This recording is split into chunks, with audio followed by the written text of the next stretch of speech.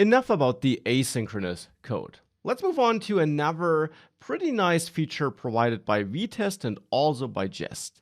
And that would be hooks. Now, if you're a React developer, you of course also might know React hooks, and the hooks here have nothing to do with that. Instead, hooks are really just functions that are executed automatically by the test runner at certain points of time. And it's these functions at which we'll take a closer look now.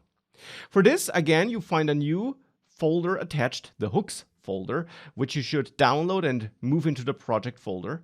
And in there, you'll find a hooks.js and a hooks.test.js file. Now, the hooks.js file contains a class. Up to this point, we only tested functions, but you can also test classes. A class is also a unit, a building block of your application, and you find some tests I wrote for this class. And in the end, in all those tests, I'm basically creating a user. So I'm instantiating the class, which I'm importing, and then I'm setting some properties, calling some methods, and I'm evaluating the values of some properties and the existence of some properties.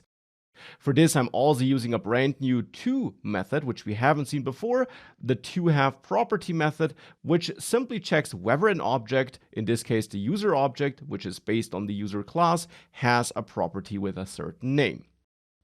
Now, definitely feel free to pause the video and go through these tests to understand what they do. And once you're done, we can continue with hooks.